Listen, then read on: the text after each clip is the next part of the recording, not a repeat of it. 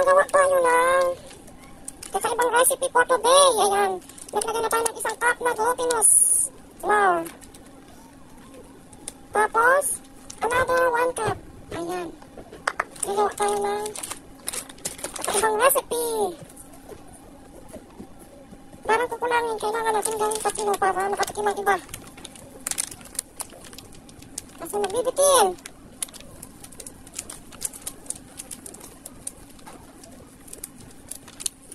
Ayan, 3 cup na glutinous flour.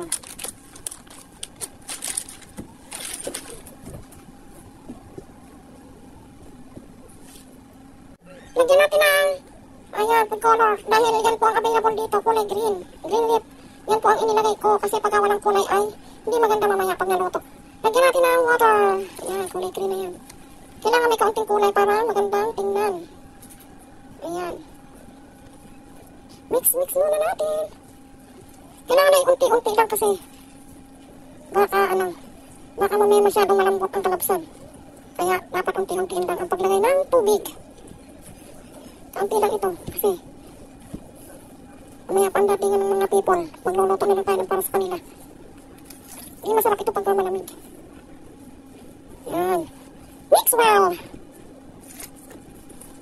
Dagdagan na lang natin ang flour pagka kulang. Pagka napasobra ang tubig, dagdagan na lang natin ng kaunting flour. Yun ang ganda ng kulay. Ganda ng pagkakulay. Lagyan pala natin ang buko pandan flavoring. Ayan. Yun. Kaunti lang. Para mabango.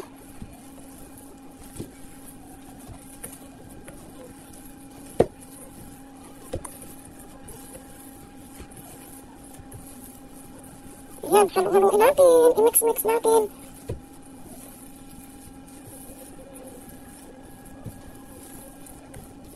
Tama lang ang tubig.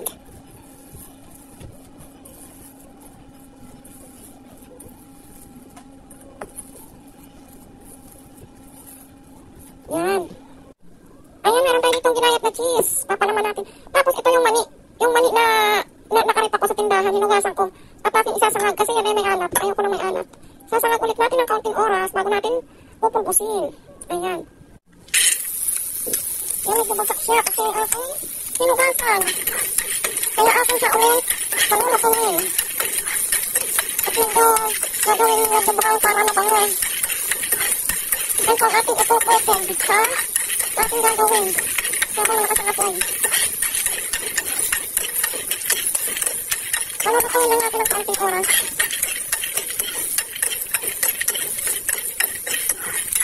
Yan kasi yung adobo.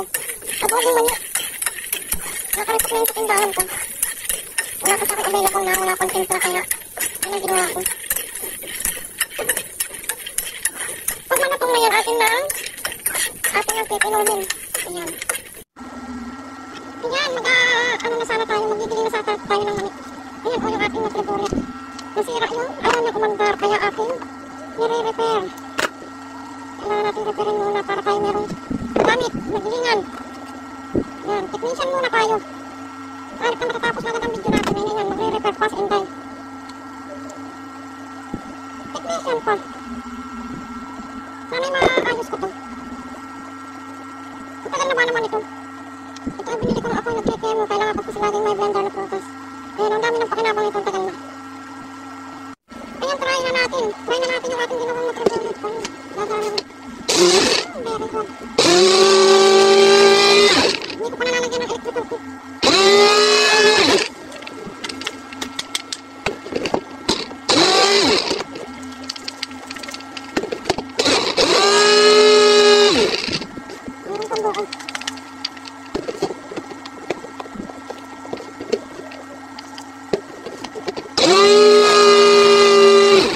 Tama na siguro yan.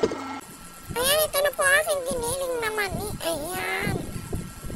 Coated. Tayo na po ay maggagawa nitong bilog-bilog na ating papalamanan ng cheese. Ayan. Yan ay tamang-tama lang na pang merienda.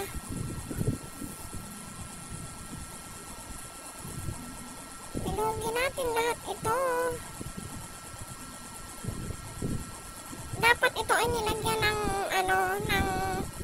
kapag hindi gatas na kondensada ay sugar.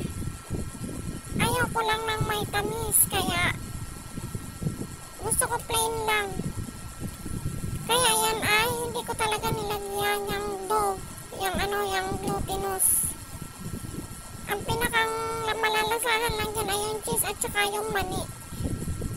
Depende sa inyo kung anong gusto ninyo. Ako kasi dahil ako ngayon ay hindi pa masyadong magaling yung ang panlasa ko ay gusto ko ay walang asukal. Ayoko lang matamis. Lalo akong umubuhin. Kaya yan na muna ang aking ginawa.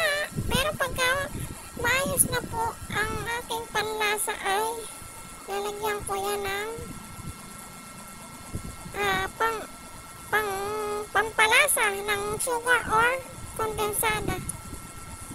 Nag-alala pati ako baka hindi mabuo baka masyadong labsak pagka nilagyan ko ng gatas or asukal. Kailangan maganda ang kalabsan.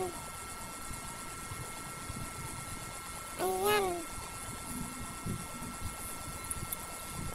Malapit na po tayong matapos sa pagpapalaman. Meron na po tayong nakasalang na mainit na tubig na pinapakuluan. Yan po ang ating paglulutuan. Sa halip po na yan ay ipiprito, ang gusto ko po ay lulutuin lang sa tubig parang palitaw.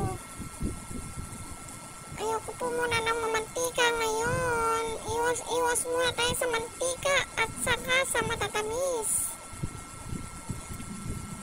Kailangan ay healthy ang ating kakainin. Uso po ang sakit ngayon. Maraming nauusong mga sakit. Kaya kailangan mag-ingat tayo sa ating kalusugan. Ayan, ako ngayon naglalaga ng mga herbal para yan ang ginagawa kong tea. Pinaghalo-halo na herbal.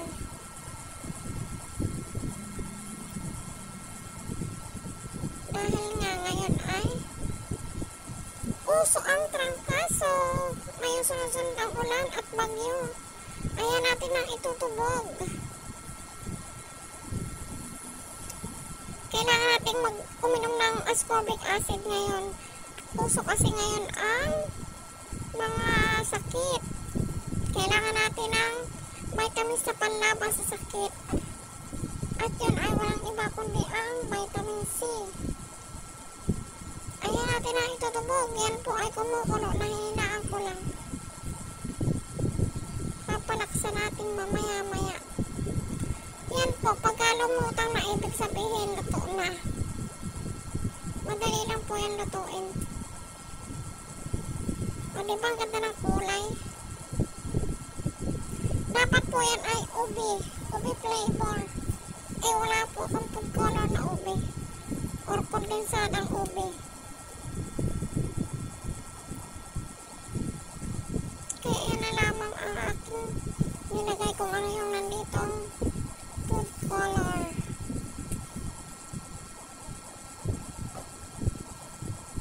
Yan. Atin pong hintayin itong maluto.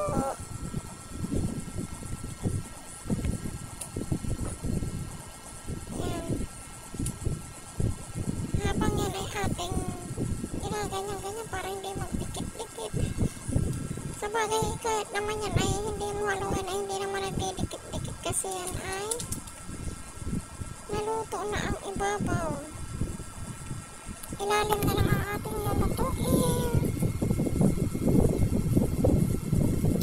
Try nyo pong gumawa ng ganito at masarap po itong pang-almusal or merienda. Ayan. Napakasimpleng recipe. Pwede pong ang inyong ipangkot ay desiccated coconut o kaya ay kinayod na nyug na. Kinayod na nyug na lang pwede naman. Kinayod na nyug na may asukal. Parang palitaw lang. Eh naisipan ko po na magiling ng mani para maiba naman. Parang sa lumpiang sariwa.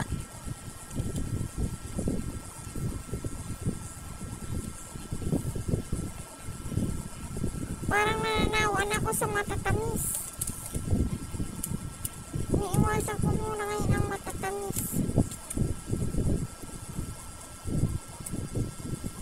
Ayan, kulong-kulo na po at medyo lumulutang na ang ating ang tawag dyan sa ating ginawang yan. Hindi ko alam kung anong pwedeng itawag dito. Kung ito ay palitaw na may cheese or basta masarap na merienda. Ayan o, lalaki na po. Nagsilaki-laki na sila. Kukuha ngayon tayo ng salaan. Ayan, strainer para dyan natin ilagay bago natin i-coat isa-isa. Kung hindi natin sasalain at hindi papatigisin ang tubig ay magtutubig yung mani, yung ipang-coat natin.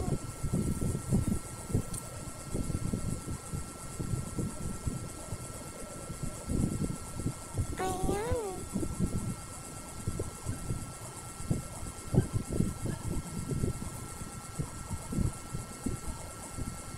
At yan ay pinipilit na yun tayo na patigisin pa ay ayaw namang umano, kaya nilagay ko na sa pinggan. Ayan natin ang pinilalagyan ng coating. Mainit talaga yan at bagong hango.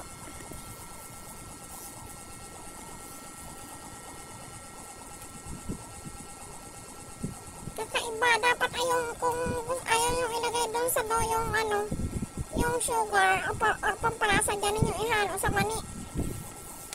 Pwedeng yung mani haluan ninyo ng kinayod na nyug na may asukal para masarap. Sa akin kasi ayaw ko muna ng may asukal, kaya yan na lang ang ginawa ko.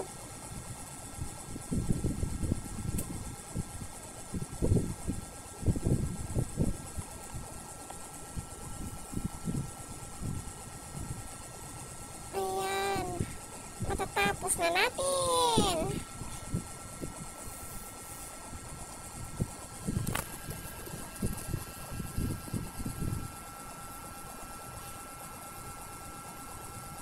At ayan na nga ang ating ginawang merienda. Palita with cheese filling. Ayan, ang sarap po. Lalo na kung may sugar or milk. Thank you for watching and follow for more. Bye-bye for now.